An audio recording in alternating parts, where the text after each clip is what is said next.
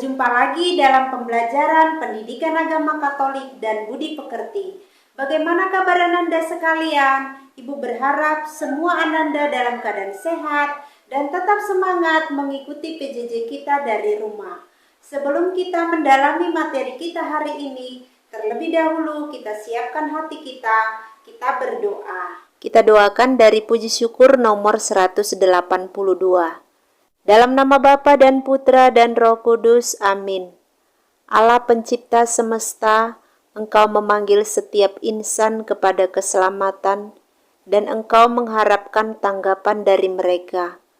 Kami bersyukur begitu banyak orang telah menanggapi panggilan-Mu, dan untuk melayani mereka yang sudah Kau himpun, Engkau berkenan memanggil pula pelayan-pelayan khusus bagi jemaat. Bapa, panenan-Mu sungguh melimpah, tetapi para penuai sangatlah kurang. Ketika menyaksikan tuaian yang begitu banyak, Yesus sendiri mendesak, mintalah kepada Tuhan yang empunya tuaian, supaya Ia mengirimkan pekerja-pekerja untuk tuaian itu. Maka kami mohon, sudilah Engkau memanggil pekerja-pekerja untuk melayani umat-Mu. Perlengkapilah umat-Mu dengan nabi yang akan bernubuat demi nama-Mu, yang akan menegurkan umat-Mu kalau berbuat salah dan menunjukkan jalan-Mu sendiri. Bangkitkanlah rasul untuk mewartakan sabda-Mu. Bangkitkanlah guru untuk mengajar kaum beriman, dan gembala untuk menuntun kami menemukan makanan yang berlimpah bagi jiwa raga kami. Semoga mereka semua dapat ikut serta dalam peran Kristus sendiri, memimpin, mengajar, dan menguduskan kami semua, agar kami semua tidak kekurangan suatu apapun. Demi Kristus Tuhan kami. Amin. Dalam nama Bapa dan Putra dan Roh Kudus. Amin. Setelah kita membuka pembelajaran kita dengan doa pembukaan, kita akan mendalami materi kita hari ini, dan judul kita adalah Hidup Membiara. Adapun kompetensi dasar kita 3.18 mengevaluasi panggilan hidup sebagai umat Allah dengan menentukan langkah yang tepat dalam menjawab panggilan hidup tersebut, dan indikator pencapaian hasil belajar. Pada akhir pembelajaran diharapkan siswa mampu, yang pertama, menjelaskan arti hidup membiara berdasarkan kisah hidup Santa Teresia dari kanak-kanak Yesus. Yang kedua, menjelaskan inti hidup membiara berdasarkan Lumen Gentium artikel 42 dan artikel 44. Yang ketiga, menjelaskan makna kaul hidup membiara berdasarkan Lukas 10 ayat 1-12, Matius 10 ayat 5-15, Yohanes 14 ayat 23-24, dan Filipi 2 ayat 7-8. Ananda sekalian, minggu yang lalu kita sudah mendalami panggilan hidup berkeluarga. Hari ini kita akan mendalami arti dan inti hidup membiara. Untuk lebih memahami arti dan inti hidup membiara itu bagaimana, kita akan mendalaminya dengan membaca kisah Santa Teresia dari kanak-kanak Yesus. Teresia Martin dilahirkan di kota Alencon, Prancis pada tanggal 2 Januari 1873. Ayahnya bernama Louis Martin dan ibunya Zélie Guérin. Pasangan tersebut dikaruniai 9 orang anak, tetapi hanya 5 yang bertahan hidup hingga dewasa. Kelima bersaudara itu semuanya putri dan semuanya menjadi biarawati. Ketika Teresia masih kanak-kanak, ibunya terserang penyakit kanker. Pada masa itu, mereka belum memiliki obat-obatan dan perawatan khusus seperti sekarang. Para dokter mengusahakan yang terbaik untuk menyembuhkannya, tetapi penyakit Nyonya Martin bertambah parah. Ia meninggal dunia ketika Teresia baru berusia 4 tahun. Sepeninggal istrinya, ayah Teresia memutuskan untuk pindah ke kota Liseuk, di mana kerabat mereka tinggal. Di sana ada sebuah biara Karmel, di mana para suster berdoa secara khusus untuk kepentingan seluruh dunia. Ketika Teresia berumur 10 tahun, seorang kakaknya, Pauline, masuk biara Karmel di Liseuk. Hal itu amat berat bagi Teresia. Pauline telah menjadi ibunya yang kedua, merawatnya dan mengajarinya, serta melakukan semua hal seperti yang dilakukan ibumu untuk kamu. Teresia sangat kehilangan Pauline hingga ia sakit parah. Meskipun sudah 1 bulan Teresia sakit, tak satu pun dokter yang dapat menemukan penyakitnya. Ayah Teresia dan keempat saudarinya berdoa memohon bantuan Tuhan. Hingga suatu hari, patung Bunda Maria di kamar Teresia tersenyum padanya, dan ia sembuh sama sekali dari penyakitnya.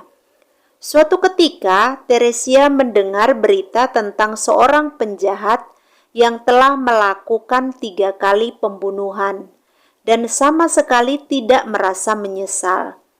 Teresia mulai berdoa dan melakukan silih bagi penjahat itu, seperti menghindari hal-hal yang ia sukai dan mengerjakan pekerjaan-pekerjaan yang kurang ia sukai.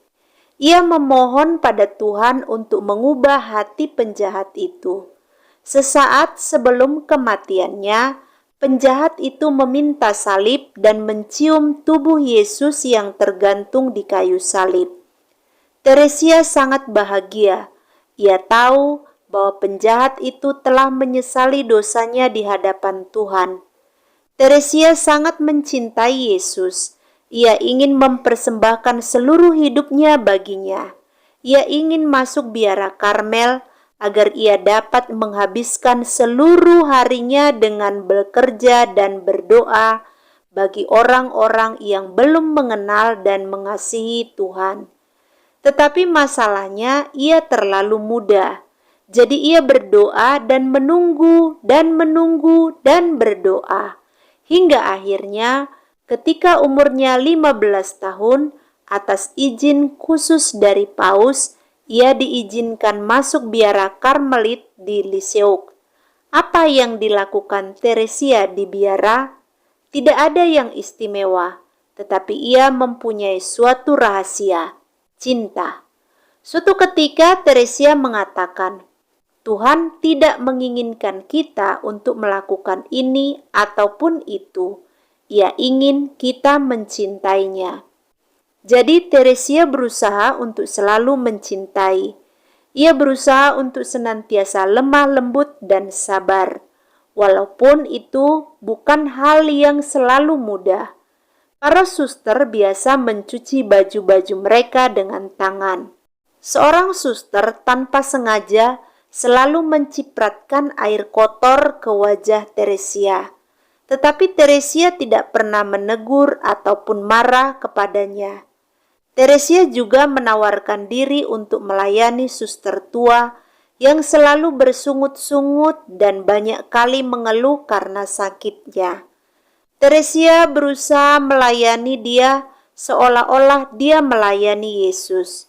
Ia percaya bahwa jika kita mengasihi sesama, kita juga mengasihi Yesus.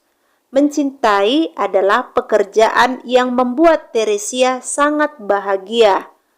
Hanya 9 tahun lamanya Teresia menjadi biarawati. Ia terserang penyakit tuberkulosis atau TBC yang membuatnya sangat menderita. Kala itu belum ada obat yang dapat menyembuhkan penyakit TBC. Dokter hanya bisa sedikit menolong. Ketika ajal menjelang, Teresia memandang salib dan berbisik, "Oh, aku cinta padanya. Tuhanku, aku cinta padamu." Pada tanggal 30 September 1897, Teresia meninggal dunia ketika usianya masih 24 tahun. Sebelum wafat, Teresia berjanji untuk tidak menyerah pada rahasianya. Ia berjanji untuk tetap mencintai dan menolong sesama dari surga. Sebelum meninggal, Teresia mengatakan, "Dari surga aku akan berbuat kebaikan bagi dunia." Dan ia menepati janjinya. Semua orang dari seluruh dunia yang memohon bantuan Santa Teresia untuk mendoakan mereka kepada Tuhan telah memperoleh jawaban atas doa-doa mereka. Sumber Kisah Orang Kudus. Setelah kita menyimak kisah Santa Teresia dari kanak-kanak Yesus, apa yang dipraktekkan Santa Teresia? Apa hakikat dan makna hidup membiara? Apa inti hidup membiara? Lalu bagaimana caranya memupuk benih panggilan? Kemudian, apa saja tantangan dalam hidup membiara? Kisah hidup Santa Teresia dari kanak-kanak Yesus sungguh menginspirasi kita agar kita mempraktekkan seperti yang dipraktekkan oleh Santa Teresia. Sebelum masuk biara, Teresia itu berdoa untuk pertobatan seorang penjahat. Doa Santa Teresia dikabulkan oleh Yesus. Penjahat itu bertobat sebelum ajal menjemputnya. Kemudian di dalam biara, dengan sengaja suster-suster mencipratkan air kotor ke wajah Teresia. Tetapi Santa Teresia tidak pernah menegur suster tersebut. Bahkan Teresia selalu sabar. Dia juga merawat suster-suster yang sudah tua dan sering bersungut-sungut dan mengeluh karena penyakitnya. Teresia melayani suster-suster tersebut seakan-akan melayani Yesus. Hidup membiara adalah salah satu bentuk hidup selibat yang dijalani oleh mereka yang dipanggil untuk mengikuti Kristus secara tuntas, total, dan menyeluruh dengan mengikuti nasihat Injili. Hidup membiara adalah corak hidup, bukan fungsi gerejawi.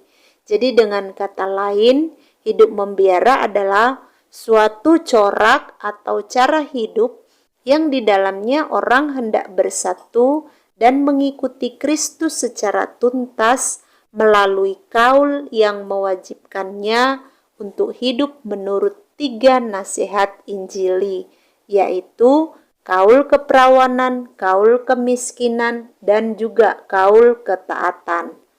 Seperti Santa Teresia dari kanak-kanak Yesus, selalu menjalin relasi secara khusus dengan Yesus lewat doa, meditasi, kontemplasi, puasa, pantang, melakukan sili, dan berbuat kebajikan. Maka seorang biarawan ataupun biarawati dalam memupuk panggilan hidup membiaranya hendaknya juga menjalin relasi secara mesra dengan Yesus lewat doa, meditasi, kontemplasi, puasa, pantang, melakukan sili, dan berbuat kebajikan. Setelah kita mendalami arti dan inti hidup membiara, kita akan melihat bagaimana pandangan gereja tentang hidup membiara. Kita lihat ajaran gereja dari Lumen Gentium artikel 44, makna dan arti hidup religius. Dengan kaul-kaul atau ikatan suci lainnya yang dengan caranya yang khas menyerupai kaul, orang beriman Kristiani mewajibkan diri untuk hidup menurut 3 nasihat Injil tersebut. Ia mengabdikan diri seutuhnya kepada Allah yang dicintainya mengatasi segala sesuatu. Dengan demikian ia terikat untuk mengabdi Allah serta meluhurkannya karena alasan yang baru dan istimewa. Karena baptis ia telah mati bagi dosa dan dikuduskan kepada Allah, tetapi supaya dapat memperoleh buah-buah rahmat baptis yang lebih melimpah, ia menghendaki untuk dengan mengikrarkan nasihat-nasihat Injil dalam gereja, dibebaskan dari rintangan-rintangan yang mungkin menjauhkannya dari cinta kasih yang berkobar dan dari kesempurnaan bakti kepada Allah, dan secara lebih erat ia disucikan untuk mengabdi Allah. Adapun pentahbisan akan makin sempurna apabila dengan ikatan yang lebih kuat dan tetap makin jelas dilambangkan Kristus yang dengan ikatan tak terputuskan bersatu dengan gereja mempelainya. Nasihat-nasihat Injil secara istimewa menghubungkan mereka itu dengan gereja dan misterinya. Maka dari itu hidup rohani mereka juga harus dibaktikan kepada kesejahteraan seluruh gereja. Dari situ muncullah tugas untuk sekadar tenaga dan menurut bentuk kas panggilannya, entah dengan doa atau dengan karya kegiatan berjerih payah guna mengakarkan dan mengungkapkan kerajaan Kristus di hati orang-orang dan untuk memperluasnya ke segala penjuru dunia. Oleh karena itu gereja melindungi dan memajukan corak khas pelbagai tarekat religius. Maka pengikraran nasihat-nasihat Injil merupakan tanda yang dapat dan harus menarik secara efektif semua anggota gereja untuk menunaikan tugas-tugas panggilan Kristiani dengan tekun, sebab umat Allah tidak mempunyai kediaman tetap di sini, melainkan mencari kediaman yang akan datang.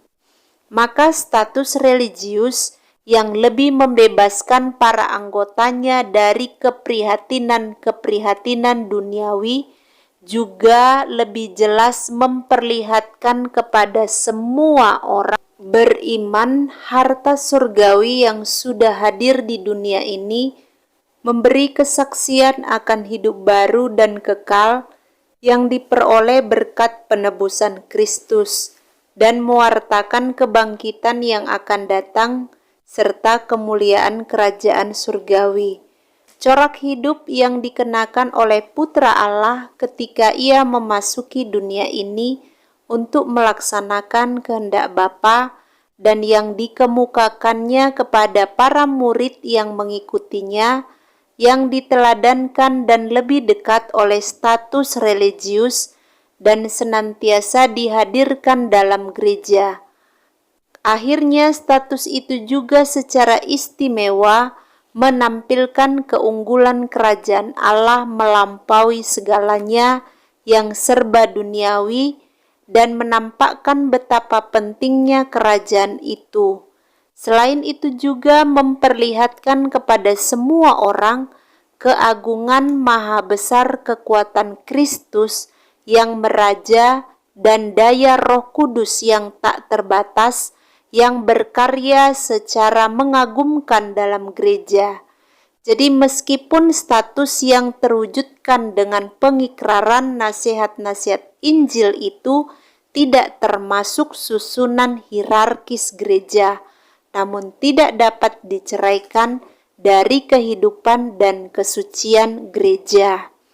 Ananda sekalian, setelah kita menyimak makna dan arti hidup religius dari Lumen Gentium artikel 44, apa arti kaul?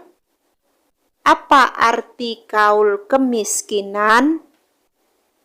Lalu apa pula arti kaul ketaatan? Kemudian apa pula arti kaul keperawanan? Lalu, apakah kaul-kaul, khususnya kaul keperawanan, hanya dapat dihayati dalam hidup membiara? Ananda sekalian, hidup membiara merupakan ungkapan hidup manusia yang menyadari bahwa hidupnya berada di hadirat Allah.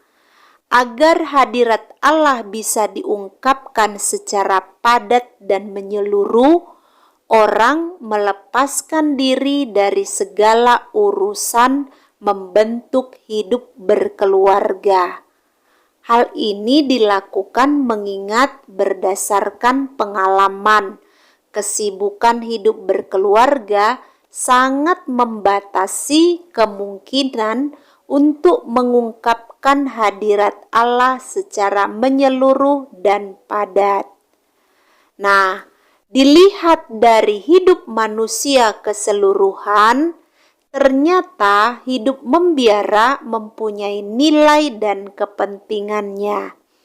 Melalui hidup membiara, umat manusia itu semakin menemukan dimensi rohani dalam hidupnya. Dari pengalaman hidup yang praktis, orang menyadari bahwa dalam keterbatasan hidup mereka, hadirat Allah tidak dapat dinyatakan dengan bobot yang sama. Untuk kepentingan itu, tampaklah betapa pentingnya hidup membiara bagi hidup manusia itu. Hidup membiara itu menuntut suatu penyerahan diri secara mutlak dan menyeluruh. Cara hidup ini merupakan suatu kemungkinan bagi manusia untuk mengembangkan diri dan pribadinya. Hidup membiara mempunyai amanatnya sendiri, yaitu menunjukkan dimensi hadirat Allah dalam hidup manusia. Karenanya, hidup membiara juga disebut panggilan. Lalu inti kehidupan membiara yang juga dituntut dari setiap orang Kristen ialah persatuan atau keakraban dengan Kristus. Tugas ataupun karir itu adalah soal tambahan. Tanpa keakraban ini, maka kehidupan membiara sebenarnya tak memiliki suatu dasar. Jadi seorang biarawan atau biarawati hendaknya selalu bersatu dengan Kristus dan menerima pola nasib hidup Yesus Kristus secara radikal, secara total bagi dirinya. Oleh karena itu, ada semboyan klasik hidup membiara, itu dikatakan mengikuti jejak Tuhan kita Yesus Kristus atau meniru Kristus. Ini bisa kita baca di dalam Lumen Gentium artikel 42. Jadi ungkapan ini tidak boleh ditafsirkan secara lahiriah saja.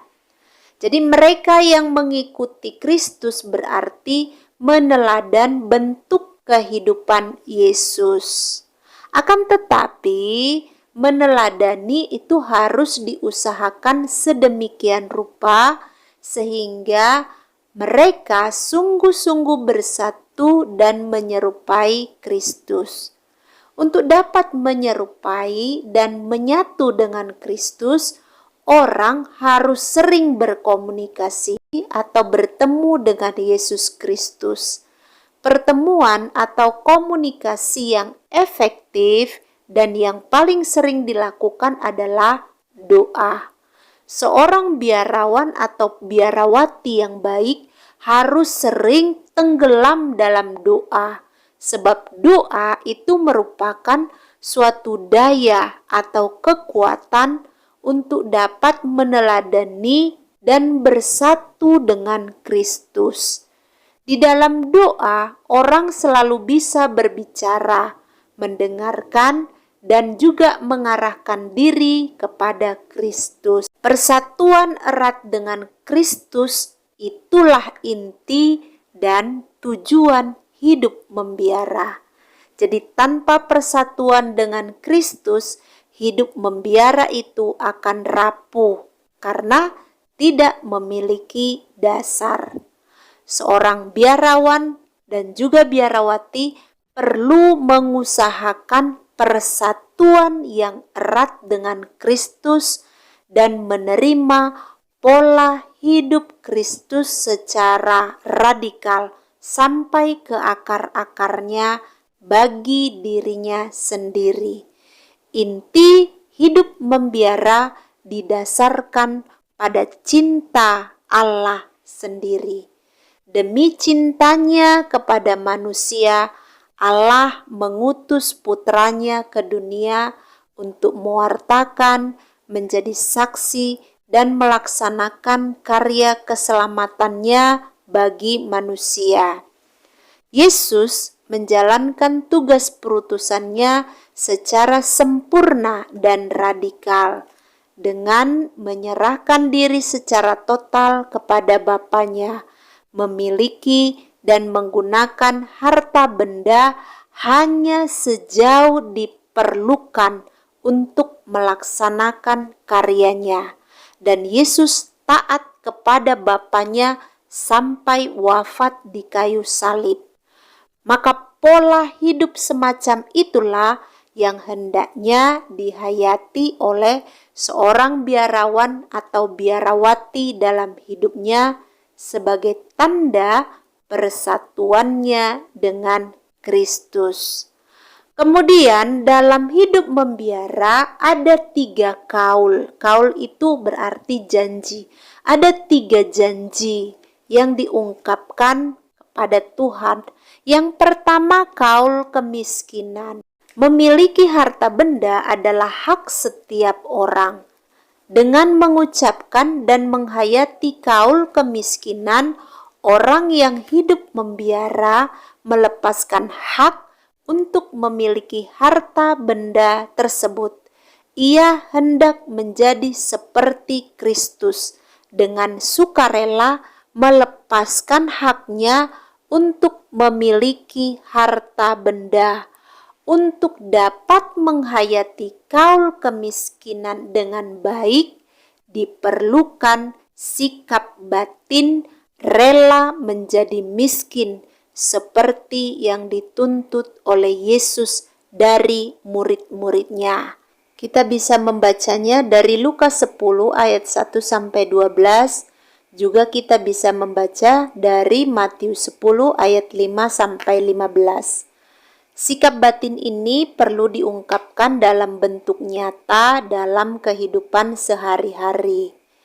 Nah, berkaitan dengan pengungkapan atau perwujudan kaul kemiskinan, ada 2 aspek yang bisa ditemukan, yaitu aspek asketis, gaya hidup yang sederhana, dan juga aspek apostolis. Orang yang mengucapkan kaul kemiskinan rela menyumbangkan bukan hanya harta bendanya demi kerasulan, melainkan juga tenaganya, waktunya, keahliannya, keterampilannya, bahkan segala kemampuan dan seluruh kehidupannya. Kemudian kaul ketaatan. Kemerdekaan atau kebebasan adalah milik manusia yang sangat berharga. Segala usaha akan dilakukan orang untuk memperjuangkan dan mempertahankan kemerdekaannya. Dengan kaul ketaatan, orang memutuskan untuk taat seperti Kristus.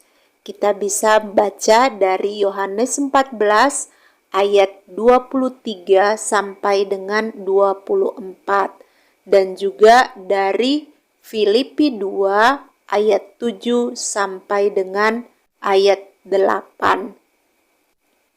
melepaskan kemerdekaannya dan taat kepada pembesar, meletakkan kehendaknya di bawah kehendak pembesar demi kerajaan Allah. Ketaatan religius adalah ketaatan yang diarahkan kepada kehendak Allah. Ketaatan kepada pembesar merupakan konkretisasi ketaatan kepada Allah. Karena itu, baik pembesar maupun anggota biasa perlu bersama-sama mencari dan berorientasi mengarahkan kepada kehendak Allah.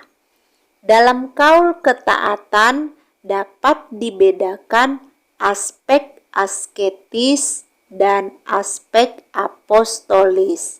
Dari aspek asketis, ketaatan religius dimengerti sebagai kepatuhan kepada pembesar, terutama guru rohani. Sementara dari aspek apostolis atau merasul, ketaatan religius berarti kerelaan untuk membaktikan diri kepada hidup dan terutama kerasulan bersama. Kemudian kaul keperawanan. Hidup berkeluarga adalah hak setiap orang. Dengan mengucapkan dan menghayati kaul keperawanan, orang yang hidup membiara melepaskan haknya untuk hidup berkeluarga demi kerajaan Allah. Melalui hidup selibat, ia mengungkapkan kesediaan untuk mengikuti dan meneladani Yesus sepenuhnya, serta membaktikan diri secara total demi terlaksananya kerajaan Allah.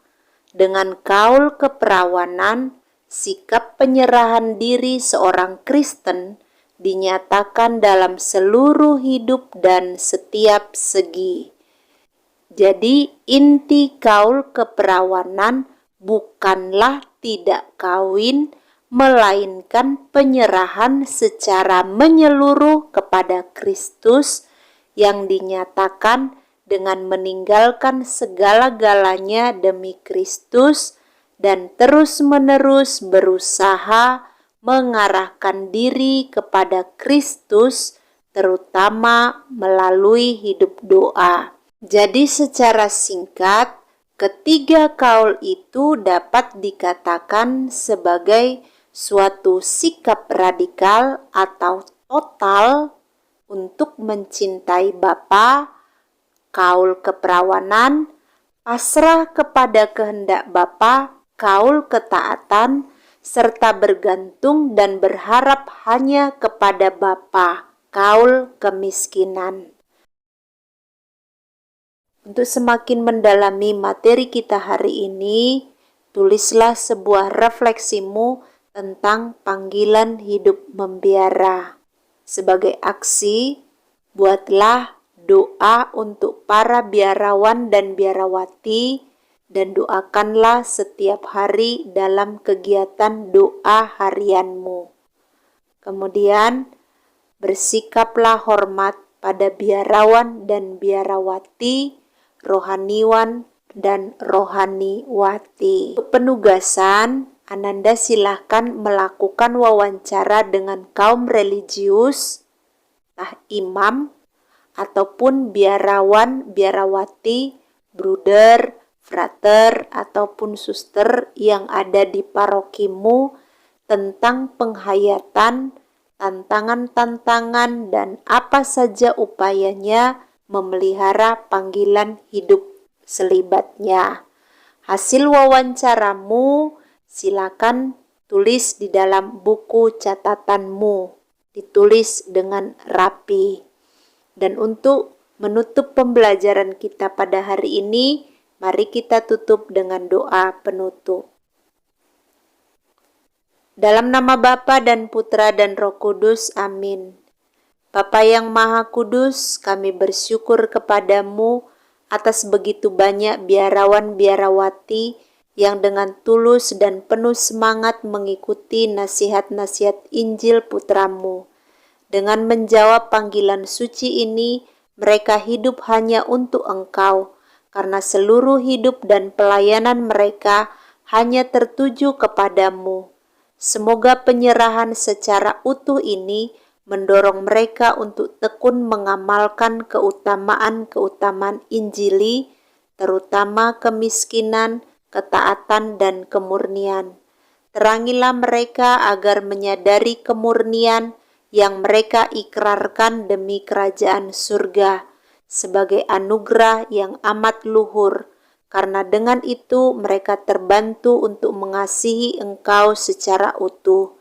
Semoga prasetya kemiskinan semakin mendekatkan mereka kepada Kristus yang telah menjadi Papa untuk kami, dan semakin mendekatkan mereka juga kepada saudara-saudara yang berkekurangan. Semoga lewat prasetya ketaatan mereka mampu memadukan diri dengan Kristus yang telah menghampakan diri karena taat kepada kehendak-Mu. Bapa, semoga para biarawan-biarawati selalu membina hubungan yang akrab dengan Engkau lewat doa pribadi, liturgi, dan bacaan kitab suci.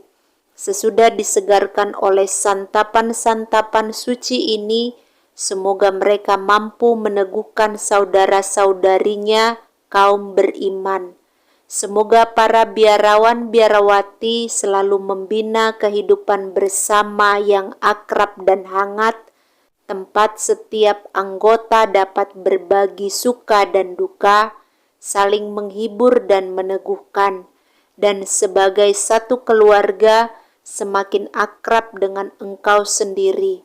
Semoga mereka sungguh mewujudkan persaudaraan sejati dan memberikan kesaksian betapa indahnya hidup bersama sebagai saudara, serta semakin mampu memberikan pelayanan kepada jemaat dan masyarakat.